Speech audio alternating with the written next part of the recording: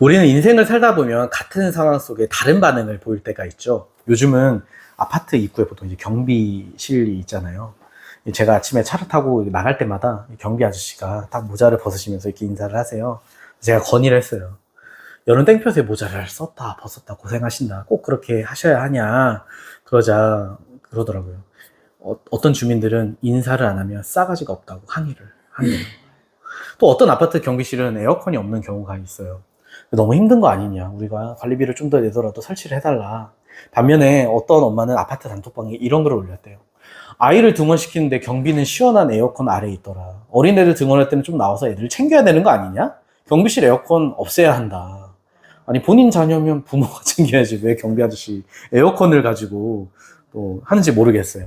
또 어떤 이들은 밖에서 이 경비분들이 쓰레기를 정리하며 고생하세요 하면서 음료를 건네기도 하는 반면, 내 쓰레기 이거 좀 분리수거해서 버리세요 하고 던지고 가는 사람들도 있다고 해요. 이렇게 우리는 같은 상황 속에서도 전혀 다른 행동을 보일 때가 있는데요.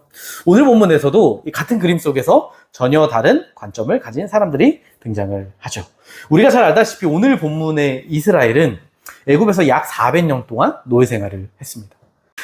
그런데 하나님께서 아브라함과 이삭과 야곱의 약속을 기억하시고 그들을 구원하셨죠. 10가지 재앙, 홍해의 기적을 통해 그들을 자유케 하시고 적과 꿀이 흐르는 가나안 땅을 주시겠다 약속하셨어요. 그런데 가나안 땅 남쪽 이 가데스 바네아에 도착한 이스라엘은 큰 문제에 부딪히게 되는데요. 그건 바로 그 땅에는 이미 다른 민족이 살고 있었다는 것이죠.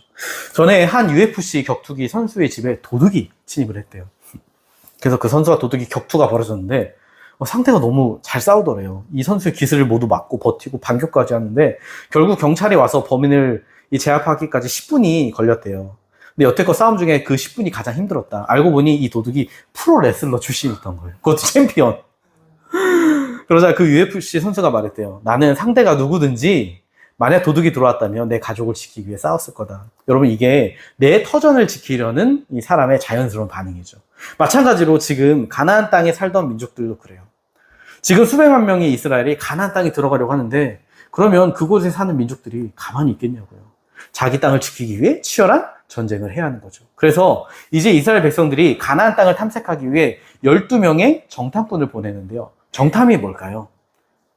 전쟁을 앞두고 적의 강점, 약점, 지형과 경로를 알아내는 거죠.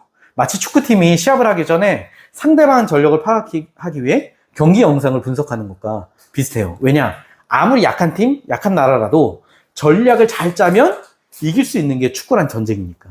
그래서 정보는요, 승리를 위한 이 준비의 핵심이라고 볼 수 있어요. 그런데 눈치채셨는지는 모르겠지만 사실 이 구절을 보면서 한 가지 의문이 생기죠. 무슨 의문이 생길까요? 네, 의문이 없는 걸로 하겠습니다. 이 가나안 땅은 하나님께서 이스라엘에게 뭐로 주시겠다 한 거예요? 선물로 주시겠다 약속한 땅이잖아요. 우리 성도님들 선물 많이 받아보셨죠? 어떤가요? 선물 받을 때 손을 내밀어 감사합니다 하고 받기만 하면 되잖아요. 선물은 주는 사람이 노력을 하는 거지 받는 사람이 걱정하고 노력하는 게 아니라고요. 물론 그런 경우도 있어요. 저희는 이제 주로 아이들에게 마이쮸로 유혹을 하는데, 너 이 약 먹으면 마이쮸 줄게, 이거 가져다 주면 깎아 과자 줄게, 그러면 가져다 줘요. 제가 고마워해요. 그럼 예담이가 그래요. 고맙긴.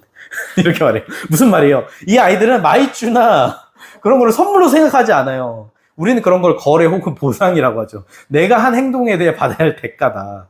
근데 여러분, 가나안 땅은 선물이잖아요. 그러면 왜 정탐을 해요? 적이 강한지 약한지, 어디 길이 좋고 어떤 공격이 좋은지, 그건요 이스라엘이 걱정할 게 아니라고요. 그래서 신명기 1장 21절에도 이렇게 이야기하는데 같이 한번 찾아볼까요? 같이 읽어볼게요. 시작. 너희의 하나님 여호와께서 이 땅을 너희 앞에 두셨은즉 너희 조상의 하나님 여호와께서 너에게 이르신 대로 올라가서 차지하라. 두려워하지 말라, 주저하지 말라 한즉. 아멘. 모세가 이스라엘 백성들에게 말했대요. 야, 너희 하나님께서 이 가나안 땅을 너희에게 소유로 이미 주셨어. 다 준비해 놓으셨어. 그러니 하나님 말씀하신 대로 가나안 땅 올라가서 차지해라. 두려워하지 말고 주저하지 마라. 그러자 22절에 백성들이 이렇게 얘기했대요. 뒷절 같이 읽어볼게요. 시작. 너희가 다 내 앞으로 나와 말하기를 우리가 사람을 우리보다 먼저 보내어 우리를 위하여 그 땅을 정탐하고 어느 길로 올라가야 할 것과 어느 성읍으로 들어가야 할 것을 우리에게 알리하자 하기에. 아멘. 뭐라고 해요? 아니요. 우리가 가나안 땅에 가기 전에 먼저 사람을 보내 정탐하겠습니다. 하나님은 뭐라고 하세요? 그냥 가라 하시는데 이스라엘은 먼저 확인을 해야 한다고 주장하는 거죠. 근데 여러분, 이스라엘은요, 이 땅을 사실 정탐할 필요가 없어요. 왜냐하면 이스라엘에 이미 그 땅을 가장 잘 아시는 분이 계세요. 그들을 인도하셨던 여호와 하나님. 인공위성보다, 그 어떤 내비게이션보다 더 정확하신 하나님, 전략의 달인이신 만군의 여호와, 그분이 계시니까 이스라엘은 그저 하나님 말씀에 순종해서 가기만 하면 돼요. 여러분, 저희 가족이 여행을 가는데 차 타고 갔는데 뒤에서 예단 내차니까 만약 훈수를 둔다고 해보세요. 아빠 차랑 부딪힐 것 같아요. 신호등 보셔야죠. 나도 알아. 또 가는데 이 길 맞아요? 기다려봐요. 확인 좀 해봐야겠어요. 하면서 막 차 좀 세워보세요 하고 지도를 본다고 하면 얼마나 어이없고 황당해요. 그냥 차에 앉아서 부모님을 따라가기만 하면 되는데, 그럼 목적지에 도착할 수 있는데. 여러분, 이 자녀들이 이렇게 행동하는 이유가 뭐예요? 부모를 신뢰하지 못하기 때문에. 그런데 지금 이스라엘이 그래요. 정탐을 보내겠다는 건 뭐냐면, 하나님, 저희 하나님 못 믿겠어요. 눈에 보이는 확실한 증거가 필요해요. 왜요? 보이지 않는 하나님, 그 하나님의 약속에 내 생명을 걸 수는 없는 거니까. 물론 인간적인 관점에서 이런 이스라엘 반응 이해할 수 있죠. 근데 문제는 이게 이 행동이 사람의 관점에서는 당연할지 모르지만 하나님의 관점에서는 믿음의 행동이 아니었다는 거. 여러분, 이 정탐은요, 단순한 정보 수집이 아니라 하나님의 약속을 신뢰하지 못하는 불신의 표현이었다는 거예요. 오늘날 많은 사람들은 삶 속에서 하나님의 기적과 응답을 경험하고 싶어 하죠.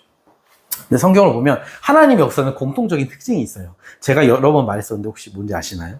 바로 하나님은 하나님 사이즈의 일을 하세요. 그러니까 이스라엘이 애굽에서 탈출하는 일, 이스라엘 능력으로 할 수 없어요. 홍해를 가르고 가나안을 정복하는 일, 그들의 힘으로 안 돼요. 그래서 이 일을 통해 하나님의 영광을 드러내시는 거죠. 많은 세상의 사람들이 말해요. 하나님 어디 있냐? 보여봐라. 성경을 보여줘도 믿지 않아요. 그래서 하나님께서 하시는 방법이 뭐냐면 하나님 백성을 통해 하나님만이 하실 수 있는 일을 하시는 거죠. 그래서 그분의 전능하심, 영광을 드러내시는 거예요. 그럼 믿지 않는 사람들이 그분의 영광을 보고 돌아오는 거. 그때 우리에게 요구하는 한 가지가 있죠. 뭐예요? 바로 그 보이지 않는 약속을 믿고 순종하는 거. 제가 목사로 처음 부르심 받았을 때 하나님께서 저에게 약속을 하나, 소명이라고 하나요? 뭘 보여주셨어요. 뭐냐면 너는 많은 사람들 앞에서 설교를 하게 될 거다. 근데 두려움이 앞섰어요. 하나님, 저 말고 더 잘하는 사람, 말 잘하고 똑똑한 사람 시키세요. 왜냐면 저는 낯가림도 심하고 말도 더듬고 사람들 앞에 서면 심장이 쿵쾅쿵쾅거리고, 아시다시피 저는 우울증 환자였잖아요. 한 교회 동생이 저에게 오빠는 목사가 안 어울리는 것 같아요. 다시 말해 너는 목사의 깜냥은 아니다. 저는 못해요 하는데 그 찬양을 주시더라고요. 약할 때 강함 대신에. 그리고 나서 눈 떠보니 강대상 앞에 있었어요. 처음에 인천교회 중등부를 갔더니 학생이 130명의 교사가 40명, 340개의 눈이 저를 쳐다봐요. 표정이 뭐라고 한번 씨부리는지 보자. 근데 주님이 힘을 주시니까 설교를 할 때 담대함이 생겨요. 그 어렵다던 중등부를 5년이나 했어요. 그 다음으로 간 교회는 청소년이 360명이고 교사만 70명 해서 860개의 눈이 저를 쳐다보고 있어요. 나중에 떠날 때 한 친구가 부모님이 이혼하셔서 아픔이 많았던 아이인데 그 친구가 목사님 설교 들으면서 많이 울고 웃었어요. 감사해요 그러더라고요. 여러분, 이렇게 하나님의 약속을 믿고 우리가 순종하면요, 그분은 우리의 부족함을 통해 놀라운 일을 행하세요. 그런데 여러분, 우리는 보통 어때요? 종종 하나님의 약속보다 눈앞의 현실을 더 의지하죠.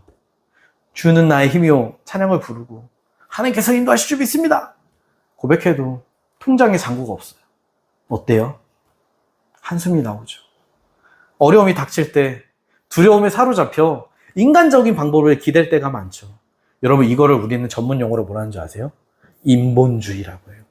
인본주의. 하나님의 지혜 방법이 아니라 내 지혜를 중심에 두는 태도. 하나님의 자원이 아니라 내 자원으로 살아보려는 자세. 근데 이건요, 우리 안에 있는 죄의 본능이에요. 하나님을 벗어나 내가 내 삶의 주인이 되려는 거. 왜요? 그게 더 쉽고 안전해 보이니까. 근데 하나님은 아브라함을 부르실 때 뭐라고 말씀하세요? 기억나세요? 내 친척과 너의 정든 고향을 떠나라. 왜요? 너가 의지하는 자원, 터전, 사람, 너의 방법 내려놓고 하나님만을 의지하는 믿음의 여정으로 부르시는 거죠. 여러분, 인간의 지혜는요, 해답이 보여야, 무언가 앞에 보여야 출발을 하잖아요. 근데 하나님의 지혜는 어때요? 해답이 보이지 않아도, 앞에 아무것도 없어도 믿음으로 출발해요. 그래서 오늘 우리에게 물으시는 거죠. 너는 누구의 지혜를 의지하며 살고 있니? 너도 나를 신뢰하며 그 믿음의 여정을 떠날 수 있겠냐? 이제 12명의 정탐꾼들이 40일 동안 가나안 땅을 정탐으로 돌아와 보고를 해요. 그 보고에 따르면 그 땅은 젖과 굴이 흐르고 포도 한 송이를 두 사람이 막대기 메고 올 정도로 풍요로워요. 근데 문제는 그 땅 동서남북에 강한 민족과 높은 성벽이 있다는 거. 그래서 여기서부터 이제 정탐꾼들의 의견이 갈리기 시작하죠. 여호수아와 갈렙은 뭐라고 그래요? 하나님의 약속을 믿고 올라가 그 땅을 차지하자. 하나님이 주셨다 외치지만 나머지 10명은 뭐라고 해요? 우리 절대 이길 수 없어. 그들이 우리보다 강해. 우리는 그들 앞에서 메뚜기야. 두려워했어요. 근데 현실적으로 생각하면 이 10명의 정탐꾼 이야기는 어느 정도 사실이에요. 기록에 따르면 이 당시 가나안 성은요 9m고요. 그곳에는 아낙 자손, 거인들이 사는데 그 당시 이 아낙 자손들은요 고대 근동에서 강력한 전사였대요. 대표적인 예로 골리앗이 아낙 자손의 후예예요. 거기다가 이 가나안 땅의 부족들은요 엄밀히 말하면 부족이 아니에요. 이들은 문명을 가지고 있고요. 강력한 무기와 군대를 가진 도시국가예요. 반면에 이스라엘은 훈련된 전사가 아니라 노예하다가 탈출한 떠돌이 유목민이라고요. 그러니까 이스라엘 백성들에게 얼마나 그게 큰 공포였겠어요. 이건 마치 최용만 선수와 저와 싸우는 거랑 비슷하죠. 여러분, 최용만 선수의 악력이요. 추정이 80kg 정도 된대요. 80kg. 일반 남성 중에 가장 센 사람이 40kg. 그러니까 2배예요, 2배. 사과 하나 정도는 한 손으로 쥐어서 가르고 수박도 손으로 깨부실 수 있는 힘이에요. 자, 그러면 저랑 이 홍만이 형이랑 싸웠는데 저에게 전 재산과 생명을 거시겠다 하시는 분 있으신가요? 남편을 못 믿죠? 없어요. 그러니 이 10명의 정탐꾼이 우리는 메뚜기다 하는 보고는요, 사실 정확한 팩트를 진단한 거라고요. 거기다가 12명 중에 2명만 믿음으로 이길 수 있다. 10명은 이길 수 없다. 누구 말 들어야 돼요? 당연히 10명의 말을 따라야죠. 그래서 오늘 본문 다시 14장 1절을 보면 이런 이스라엘이 반응을 보였대요. 같이 한번 읽어볼게요. 시작. 온 회중이 소리를 높여 부르짖음에 백성이 밤새도록 통곡하였더라.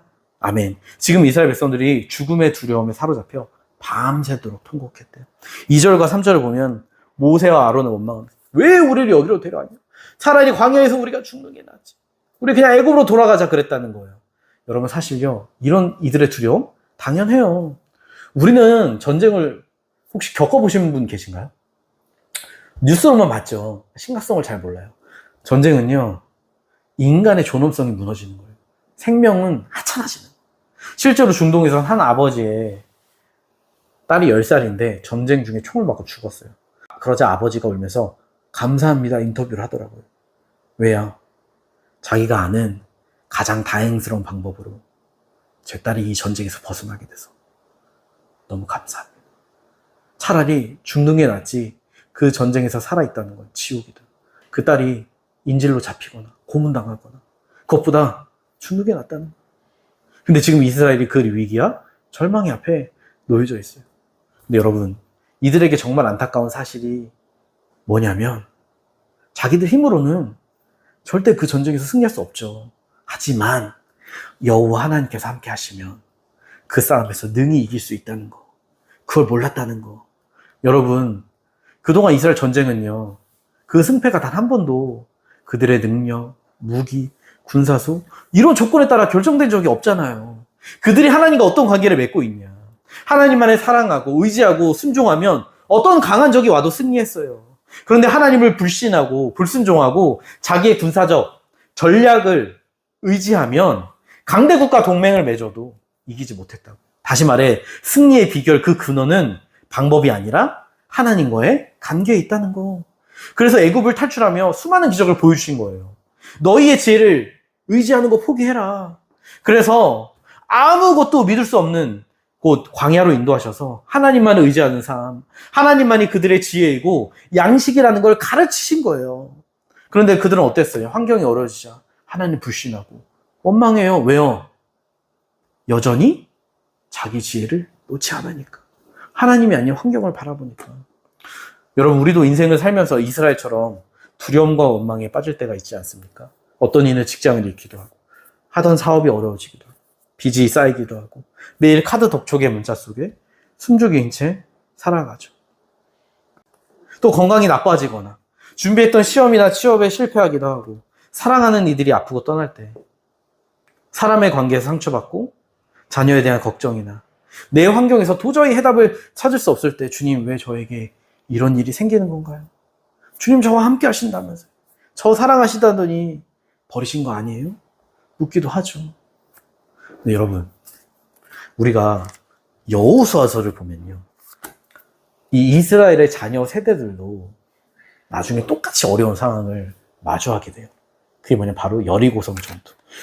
여호수아 2장 6절을 한번 보면 하나님께서 여호수아에게 내가 여리고와 그 왕과 용사들을 내 손에 넘겨주었다 라고 하세요. 그러니까 다시 말해 이미 너희는 승리했다. 그들의 조상들에게처럼 똑같이 말씀을 하세요.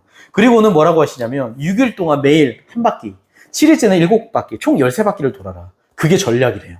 거기다가 말하지 말고 마치 퍼레이드처럼 제사장과 언약궤를 중심으로 걸어가라. 양각 나팔까지 불고. 만약 여러분이 그 상황에 있다고 생각해 보세요. 무슨 생각이 들까요? 아이고 하나님께서 하시겠네. 할렐루야 아멘 할까요? 아니요. 말 같지 않은 소리하고. 제가 전에도 얘기했지만 예전에 한번 이렇게 눈병이 걸렸을 때, 눈병은 눈이 심한 감기를 걸린 것과 똑같아요. 진짜 아파요. 교회에서도 교육자실 들어오지 말고 설교만 하고 가라고. 중등부. 책도 보지 말고 영상도 보지 말고 눈만 감고 있으래요. 고통스럽죠. 근데 어느 날 어머니가 눈이 아프다. 그래서 눈병이네요. 옮으셨네요. 병원 가세요. 어머니가 본인 눈에 손을 얹고 이제 기도하시는 거죠. 예수님 이름 명하노니 눈병은 떠나갈지어다. 주님 눈병을 고쳐주옵소서. 내가 속으로 말 같지 않은 소리다. 기도한다고 그게 낫냐? 그게 되겠어? 근데 어떻게 됐다? 진짜? 나았다. 부끄럽더라고요. 야고보서 5장에는 뭐래요? 믿음의 기도는 병자를 구원하고 일으키신다 했는데 인간적인 관점에서 보면 그거 한다고 되겠어? 근데 여러분 여리고성을 도는 것도 마찬가지 아닐까요? 하나님이 왜, 전에도 얘기했지만 이들에게 침묵하라고 하셨을까요? 이걸 왜 해? 무슨 의미가 있어? 이게 뭐야? 자기 조상들처럼 하나님과 여호수아에게 불만과 원망을 터뜨리고 싶은 사람들, 그 마음이 있었겠죠. 이 의미 없는 행진을 한 바퀴씩 할 때마다, 아니 성이 조금씩 무너지기라도 한다면, 조짐이라도 보인다면 그 명령에 순종하는 거 쉬웠을 거예요. 근데 그들이요 13바퀴를 다 돌 때까지 성은요 꿈쩍도 하지 않았어요. 아마 그들에게 13바퀴는 13년 같지 않았을까요? 근데 하나님이 7일 동안 그들에게 요구하신 것은 딱 하나였어요. 너희들 순종하며 그 시간을 버텨라. 여러분, 우리 삶에도 여리고성과 같은 난간을 만날 때가 있죠. 매일 반복되는 삶에서 특별한 의미나 답을 발견하기 어려울 때가 있어요. 문제가 해결되기는커녕 상황이 변하지 않을 때 우리는 절망하며 다른 길을 찾기도 해요. 여러분, 여리고성도요 13바퀴 다 돌았는데 성벽은 꿈쩍도 하지 않았어요. 근데 분명한 사실은 뭐예요? 어떤 일이든 반드시 하나님의 때가 있다라는 거. 그들이 마지막에 하나님의 말씀을 믿고 끝까지 순종해서 함성을 외칠 때 어떤 일이 일어났죠? 성벽이 무너졌잖아요. 여러분, 하나님의 때는요 반드시 와요. 그래서 우리가 순종의 발걸음을 멈추지 않는다면 하나님께서 반드시 우리에게 승리를 주신다. 물론 그 과정이 초라할 수 있어요. 마음의 수치심도 생기고 불평도 생길 수 있고, 어쩌면 하나님의 백성이라고 말하는 사람들에게도 서로 비웃음을 당할 수도 있죠. 그거 한다고 되겠냐? 그리고 저 여리고성 성벽 위의 적들이 우리를 비웃는 것 같은 느낌을 받을 수도 있죠. 근데 여러분, 참 신기한 게요, 이스라엘이 가나안 민족들에 비하면 자기는 메뚜기라고 했잖아요. 우리는 그들에 비해 작고 연약하다. 근데 여호수아 2장을 보면요 라합이 나와요. 이 라합은요 정반대의 말을 해요. 뭐라고 해요? 우리는 너희를 심히 두려워하여 간담이 녹았다. 경외감으로 이스라엘을 보고 있어요. 오히려. 왜요? 이스라엘의 당시 발자취를 보면 최강 이집트 군대를 홍해 바다에서 수장시켰어요. 변변한 무기도 없는 떠돌이들인데 이 당시 거대한 왕국을 이루던 아모리 사람들이 이스라엘의 멸망을 당했다니까요. 근데 중요한 건요, 가나안 사람들이 정말 두려워했던 건 누구냐? 이스라엘이 아니라 바로 그들과 함께 하시는 만군의 여호와 하나님.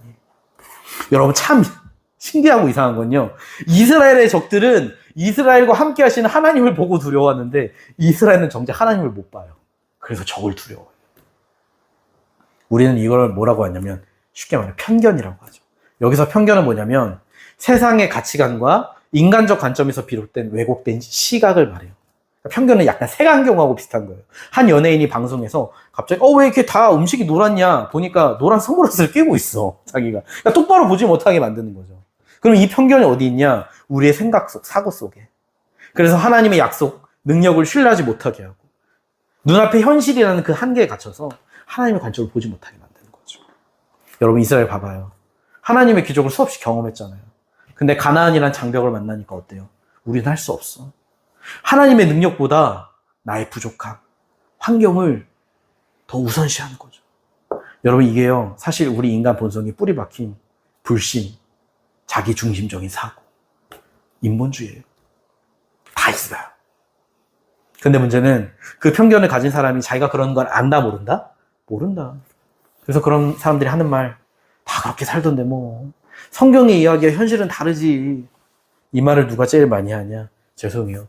목사님들이 많이 해요. 근데 그런 줄 몰라요 자기가. 왜요? 난 목회 크게 하거든. 교회 건물 사람도 많이 모이고 헌금도 많이 있고 행사도 활발하고. 근데 뭘 보면 알아요? 목회할 때 하나님의 지혜를 따르느냐 인간의 지혜를 따르느냐 보면 알죠. 그래서 성경은 우리에게 뭐라고 해요? 너의 관점과 하나님의 관점은 다르다. 하나님 기준에 맞춰 서지 않으면 무엇을 한다 해도 우리의 신앙은 헛된 거라는 거예요. 여러분 요한계시록 3장에 사대교회가 있어요. 사대교회는요 당시 사람들에게 활력 있고 살아있다고 칭송을 들었어요. 주님 뭐라고 하세요? 아니야, 너 죽은 거야. 너는 하나님 말씀에 순종하지 않았고 하나님의 기준에 서지 않았어. 사람들의 평가는 아무런 의미가 없어. 라고 말씀하세요. 여러분 오늘 본문에 이스라엘 출애굽 이후 끊임없이 하나님을 원망하고 불신하고 대적했죠. 그래서 민수기 14장 28절을 보면 하나님께서 이렇게 말씀하세요. 14장 28절 같이 읽어볼게요. 시작. 그들에게 이르기를 여호와의 말씀에 내 삶을 두고 맹세하노라. 너희 말이 내 귀에 들린 대로 내가 너희에게 행하리니. 아멘.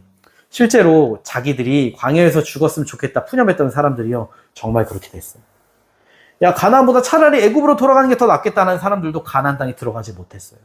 광야에서 다 죽어요. 반면에 믿음의 고백을 했던 여호수아와 갈렙은 약속의 땅에 들어가죠. 여러분 성경은요 사람이 하나님의 기준에 서서 순종할 때 복과 형통이 따르지만 그 기준에 벗어나 불평하고 불신하면 그 대가로 반드시 하나님의 심판이 따라온다라고 이야기해요.